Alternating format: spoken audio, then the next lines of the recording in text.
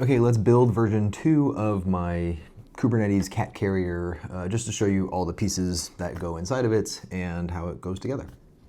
So we're using the same backpack that we did on my first version. If you haven't seen that, go check out my other video. The original one had a NVIDIA Spark in it, as well as a Latte Panda IOTA for compute and basically a camping battery for power, because the Spark takes a lot of power. The things that were bad about that was it's really, really heavy for both those things, and it didn't last very long on a charge. The camping battery was something like 70,000 milliamp hours, which would take probably 2 to 3 hours to charge, and it would take a single 65 watts input. This next version is much, much lighter on my back, and it can last all day. It doesn't do some of the AI stuff, so I had to rewrite a different app, but we'll go into that in just a little bit. So starting from the backpack, I still have the same LED display here. Again, not connected to anything in cluster. That's just controlled from an app on my phone. And I have two fans. I have the one fan that's inside here. It's a 120 millimeter fan. It sucks air in. And then I have this other one that everyone thinks is a GPU, but it's really just a PCI mounted fan. I liked it because it has lights on it, and so it lights up blue, but it's just a fan, and it has a slider on top for speed. I just soldered on USB cables. I don't actually have any speed control. It's just sending the 5 volts to the fan. So, and then we got the base here, which I will Velcro in place so that the laptop can go in. I should probably 3D print something that's more firm and also not fuzzy, just because my computer doesn't need the fuzzy base, and it probably makes it warmer. But it's been okay so far. So the main difference here is the Framework laptop. I'm using a Framework 12 in this one. Thank you very much, Framework, for sending it to me. I asked them for something light and portable, and they said yes. And so they sent me this. The main thing I wanted was a screen that flipped all the way around. And so this one does go all the way. I leave it like this so that the screen is at the front of the backpack inside. So a normal laptop would be difficult because it'd just be sitting like this. A, that doesn't look very cool, and B, it'd be hard to see anything. So with the Framework, with the 12, I can flip it all the way around. I also get the Ethernet port, so I don't have to worry about wireless or even getting an adapter. First, let's just slide it all in. So I do, straighten it out, get it in place, and then fold it back up.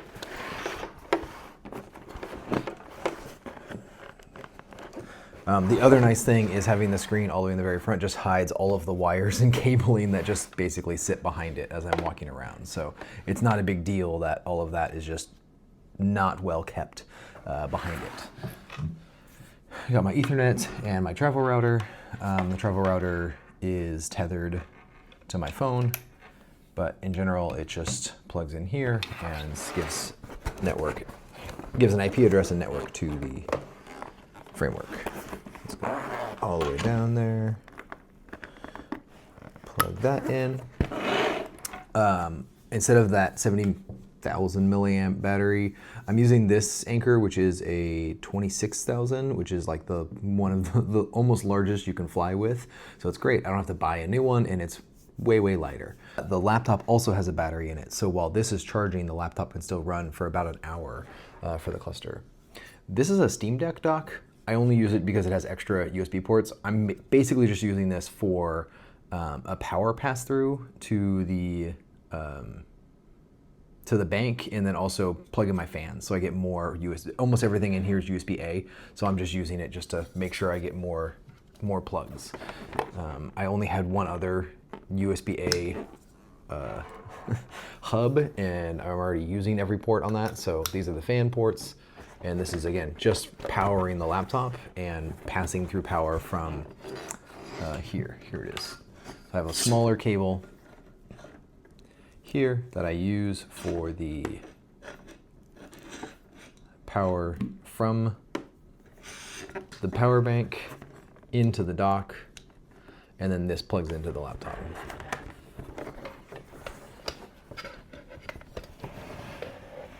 It also is nice that the adapter on this, because it's for Steam Deck, is bent at a 90-degree angle, which makes it fit in this bag a little easier. This is my tether for the internet, so I'm plugging this into the hub or into the switch. There's a tether port here, and then when my phone has it plugged in, is unlocked, it just feeds internet to it. Way more reliable than trying to do like Wi-Fi tethering. And I do need the power, which again is USB-C. This will plug in here and then plug into that dock as well. There it is. I have this extension that allows me to, this does not reach, does it? It's like deep. It's a Sony connector, so Sony always is terrible about making things proprietary, just like Apple. They like doing that. I could probably break this. Okay, there we go. I cut off the weird shielding that Sony decided to put on there, and now this USB hub fits no problem. The only thing that actually needs to send data to the computer is this camera. Everything else is just power.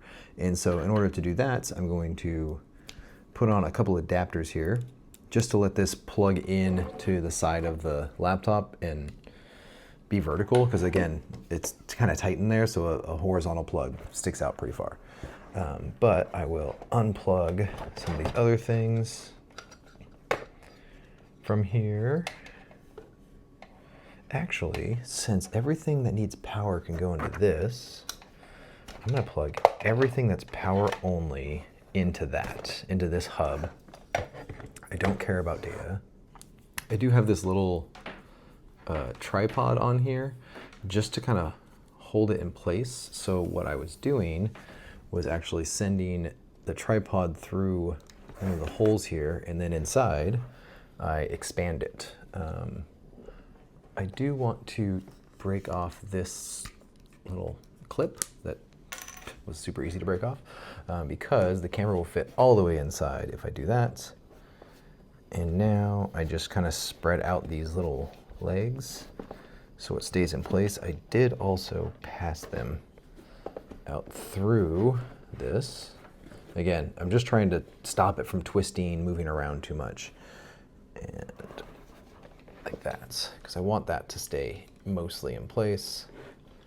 And then it can tilt up from that. And this USB can pass through one of the holes to plug in. So it keeps the wire out of the way as well. And this will plug into the dock, so I make sure that I have data that also passes through to that. And the last, I have two more things to plug in here. This is for the front LED panel. This one, I'm gonna turn it here so you can see. This button allows me to switch what's on the screen, but also holding it lets me turn it off, which is very helpful if I'm in a talk or something where I don't want the light to be like just flashing the whole time. So I usually wire it so that the button is accessible without opening the backpack. So I can just hold the button on the outside. I can turn off that front panel light, and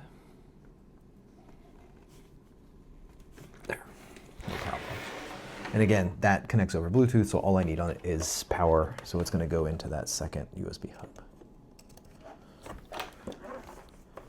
And there it goes. So if I push the button, it cycles through. If I hold it, it turns off. Yeah, everything else is programmed from my phone.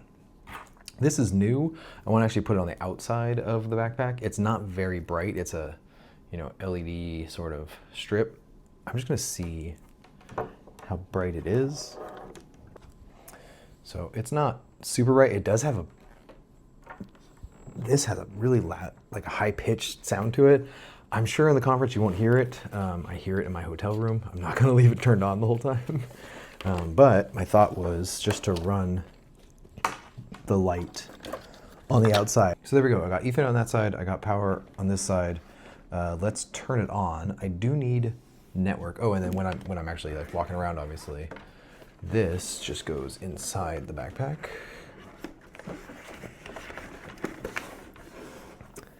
And usually I run the data wire out this other side just because my phone is usually in my left pocket. And so I keep it on the left side of the backpack, which makes it easy enough to get the data. I won't be able to get internet access because I use my phone, and I don't have the router hooked up to get internet, but I should be able to reach. The power button is like right behind this blue fan, which is also nice again because these convertibles, they always have to have power accessible even when the lid's closed. So I don't have to like find it on the keyboard. I can just touch the side and we should see it turn on here in a second. There it goes. Still has Talos installed on it from before. It should still have the application and everything that's wired up for this camera. All it needs is internet access to pull down the images. Okay, I plugged in my phone for internet just to make sure this would actually boot up. I can see here at the top, it looks like it's connected. Oh, it shows it's in maintenance mode though. Hopefully it actually downloads. That's weird. It's like it reset. Showing you the inside, it's just a bundle of wires. Like I just get the one hub here, the switch and the battery are the main things that are running. Here's the second hub, which is just for power. And then the fans are just sucking in air either side. All right, we had to do a little bit of troubleshooting here just because I deleted the whole cluster and I don't know why I did that, but apparently I did. So we redeployed everything. We got the Cloudflare tunnel running again and the video streamer application. And as usual, all that's doing is publishing this website. The camera's just turned to my wall right now if I put my hand against the wall. It's really delayed, and I think it's just the tethering from my phone Wi-Fi loop that is happening. But that's a good, like, I don't know, 10 seconds delayed right now, and I don't know why. So, but it is working. We get all the object detection, save image, normal stuff that we had. So there's the app.